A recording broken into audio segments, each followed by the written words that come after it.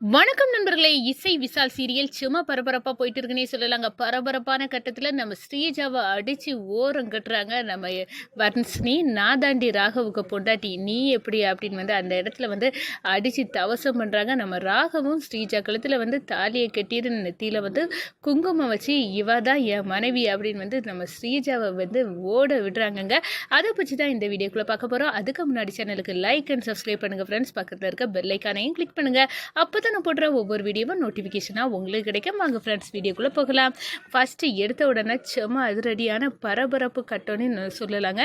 நம்ம ராகவுக்கிட்டே ஸ்ரீஜா சொல்கிறாங்க, இந்த பாரு, நீ என்னை கொலகாரின்னு சொல்லிட்ட. நீ கொலகாரின்னு சொன்னாலும் இப்போதைக்கு நீ வெளியே சொல்ல முடியாது, ஏன்னா நான் உன்னோட மனைவி அப்படின்னு அந்த இடத்துல சொல்கிறாங்க. இதை கேட்ட உடனே நம்ம ராகவ், என்னது நீ எனக்கு மனைவியா? நான் தாலி கட்டினா மட்டும் நீ எனக்கு பொண்டாட்டி ஆயிடுவியா? என்னை நான் மனைவியாக நினச்சிட்டு இருக்கிறது வர்ஷினியை தான் அப்படின்னு அந்த இடத்துல சொல்கிறாங்க. போடா, அப்படியெல்லாம் ஒன்றும் இல்லை, சட்டப்படி இப்போ நான் தான் உன் மனைவி அப்படின்னு சொல்கிறாங்க. நீ ஒரு கொலைகாரிடி, ரம்யாவை கொன்னது நீ தான் அப்படின்னு எங்கள் அம்மா கிட்ட கூடிய சீக்கிரம் நிரூபிப்பேன் அப்படின்னு அந்த இடத்துல சொல்கிறாங்க.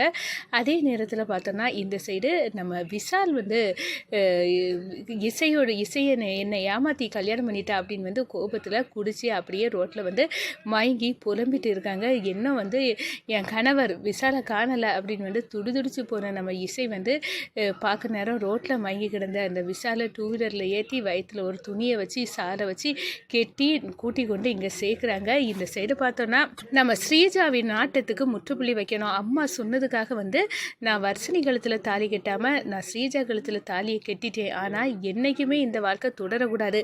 தப்பு செய்தவர் தண்டனை அனுபவிக்கணும். அப்போனா தப்பு செய்யாதவர் வர்ஷினி எதுக்காக கஷ்டப்படணும் அப்படின்னு அந்த இடத்துல ஃபீல் பண்ணிட்டு இருக்காங்க. அதே நேரத்தில் நம்ம இசைட்ட போய் எனக்கு எப்படியாவது வர்ஷினியை உடனே பார்த்தாகணும், நீ இப்போ பார்க்க ரெடி பண்ண அப்படின்னு சொல்ல நேரம், சரி ராகவ் நான் பண்ணுறேன் அப்படின்னு அந்த இடத்துக்குள்ள நம்ம ராகவை பார்க்க வர்ஷினியை வர வைக்கிறாங்க. அதோட நம்ம ராகவ் மறைச்சி தாலியும் அதோட குங்குமமும் வச்சுருக்காங்க. நம்ம இசை கண்ணு முன்னாடியே வர்ஷினிக்கு போய் ராகவ் குங்குமத்தை வச்சு விட்டு, இந்த பாரு, நான் தான் உனக்கு கணவர், நீ வருத்தையப்படக்கூடாது வர்ஷினி அப்படின்னு சொல்லிக்கிட்டு தன்னோட கையில் மறைச்சி வச்சுருந்த தாலியை எடுத்து நம்ம வர்ஷினி காலத்தில் சடக்கு முடக்குன்னு கெட்டிறாங்க. இந்த சைடு இசை பார்த்து அதிர்ச்சியடைகிறாங்க. என்ன ராகவ் நீ இப்படி பண்ணிட்ட, இது சுபத்ரா அத்தைக்கு தெரிஞ்சால் என்ன ஆகும், இது நமக்குள்ளே இருக்கட்டும். வர்ஷினி நான் ராகவுக்கு மனைவி ஆக முடியலை அப்படின்னு அவளுக்கு ஏக்கம் இருக்கும்.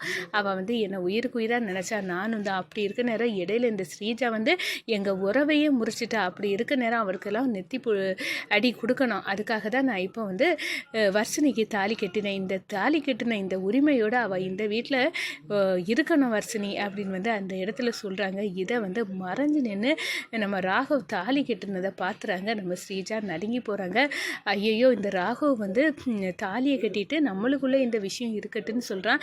நானும் இப்போ வீட்டில் எல்லாத்தையும் கொண்டு ராகவ் தாலியை கட்டிட்டான்னு பரப்பிட்டேன்னா, சரி கெட்டினதே கெட்டிட்டான், அவளுக்கும் இந்த வீட்டில் உரிமை கொடுப்போம் அப்படின்னு வர்ஷினியையும் மருமகள் ஆக்கிடுவாவ. அதோட இசை நான் நினச்சதை சாதிச்சேன்னு நினைப்பா. இந்த ராகவை தங்கு தடையின்றி வர்ஷினி கூட ஜோடி போட்டு திரிவான். நம்ம மட்டும் அநாதகரங்க ஆயிடுவான். அப்படி இருக்கக்கூடாது. இந்த விஷயம் நம்மளுக்குள்ளே மறைஞ்சு போட்டோம். ஆனால் வெளியே நாதான மனைவி, அது போதும், அதை வச்சு நான் இந்த சுபத்ராவை தூக்கில் தொங்க வச்சிருவேன்.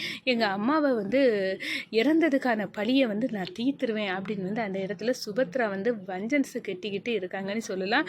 இந்த சைடு பார்த்தோன்னா, அக்கா, எனக்கு ராகவ் வாழ்க்கை கொடுத்துட்டான். ஆனால் நான் இந்த விஷயத்தை இப்போதைக்கு அம்மாக்கிட்டே யாருக்கிட்டே நான் சொல்லலைக்கா அப்படின்னு சொல்கிறாங்க. ரொம்ப சந்தோஷம் வர்ஷினி, கூடிய சீக்கிரம் நாங்கள் ஸ்ரீஜாவின் பித்தலாட்டத்தை நானும் ராகவ் சேர்ந்து நம்ம அத்தைக்கிட்ட நிரூபிப்போம். அதோட பார்த்தோன்னா ஸ்ரீஜாவை வாழ்க்கை விட்டு ராகவ் வாழ்க்கைகிட்ட போயிடுவா. நீ தான் மனைவியாக போகிற, நீ எந்த வருத்தமும் இல்லாமல் இருக்கணும் அப்படின்னு அந்த இடத்துல சொல்ல நேரம், நானும் ராகவ் கிடைக்க மாட்டார், இனி என் வாழ்க்கையில் ராகவ் இல்லை அப்படின்னு கலங்கி நின்னேக்கா. ஆனால் நீங்கள் எல்லாம் எனக்கு கொடுத்த நம்பிக்கையில் இப்போ நான் திடமாக இருக்கேன் அப்படின்னு சொல்கிறாங்க. அதே கணம் பார்த்தோன்னா இசையை சந்தித்து ஸ்ரீஜா சொல்கிறாங்க, இந்த பாரு, உன் தங்கச்சியை நீ ராகவ் கையால் தாலி கிட்ட வச்சுட்டா. ஆனால் இது தெரியாமல் மறைக்கிறீங்களே, இது மறைக்கிறது எனக்கு நல்லது தான். ஏன்னா இல்லாட்டா அவளும் இந்த சுபத்ரா இந்த வீட்டு மருமக தான் அப்படின்னு இந்த வீட்டில் ஏற்றி வைப்பா. அது நடக்கக்கூடாது. பற்றி அவள் இந்த வீட்டு பக்கம் மருமகனி உரிமை கொண்டாடக்கூடாது. நான் தான் மூத்த மருகிற கூடி மருமக மருமக கூடிய சீக்கிரம் இந்த சுபத்ரா வீட்டு சாவி என் கையில் வரும், உன்னையும் இந்த வீட்டை விட்டு விரட்டணும், அதுதாண்டி என் லட்சியம். அதோட சுபத்ரா எங்கள் அம்மா சாவுக்கு அவதான காரணம். அதனால் நான்ட்டு தூக்கில் நின்று நடுகாலுக்குள்ளே நின்று தூக்கு மாட்டி சாவாடி பார்க்கலாம் அப்படின்னு வந்து அந்த இடத்துல வந்து சொல்கிறாங்க.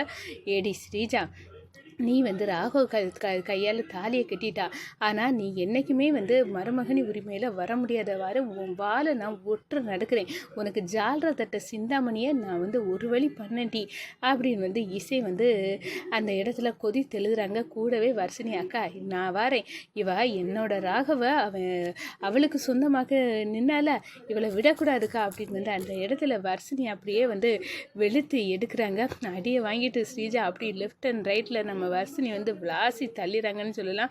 ஒரு கட்டத்தில் ஸ்ரீஜா அப்படியே கொந்தளிச்சிட்டு அவங்க அப்பா கிட்ட வந்து ஃபோனை போட்டு சொல்கிறாங்க, இந்த பாருப்பா, இந்த வீட்டில் அந்த வர்ஷினிக்கு கழுத்துலையும் இந்த ராகவ் வந்து தாலியை கட்டிட்டான், என்னம்மா சொல்கிற, ஏன் வந்து இதை நீ யாருக்கிட்டையும் சொல்லலையா? சொல்லலைப்பா, நான் சொன்னேன்னா எனக்கு இருக்க மரியாதை போய் அவளை தான் ராகவ் பொண்டாட்டின்னு வந்து சுபத்ரா வந்து எடுத்துப்பா, ஏன்னா ராகவ் வந்து அவளை தான் நம்புகிறான், கடைசியில் ராகவ் கூட வந்து இந்த வர்ஷினி வாழ ஆரம்பிச்சிட்டு வா, அதனால நான் இப்போ யாருக்கிட்டையும் சொல்லலை, இந்த விஷயம் நம்மளுக்குள்ளே இருக்கட்டுன்னு நான் மறைச்சிட்டேன், ஆனால் நான் அவங்க 2 பேரும் வர்ஷினியும் ராகவும் சேர்ந்து இருக்க நான் விட போகிறதில்ல அப்படின்னு வந்து அந்த இடத்துல வந்து கங்கணம் கட்டுறாங்க.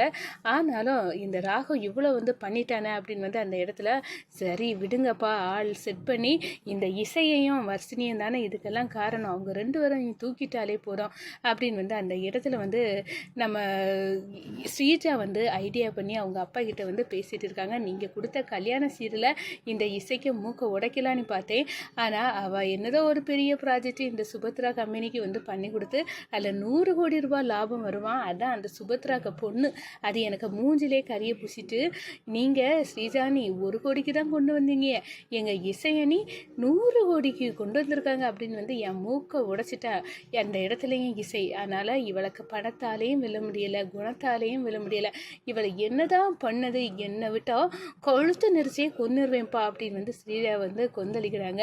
மகளை, நீ இப்போ தானே அந்த வீட்டுக்குள்ளே மருமகளை நீ போயிருக்கா, போக போக உன் ஆட்டத்தில் அந்த குடும்பம் சின்ன பின்னமாக சீரழியன மருமகளை அப்படின்னு வந்து அந்த இடத்துல நம்ம ஸ்ரீஜாவோட அப்பா வந்து பேசுகிறாங்க. இதை கேட்டதும் ஆமாம், அதுதான் நான் வேணும், ஒவ்வொரு நாளும் இனி இந்த சுபத்ராவுக்கு எதிராக தான் நான் காயை நகர்த்த போகிறேன் அப்படின்னு வந்து அந்த இடத்துல வந்து களம் இறங்குறாங்க.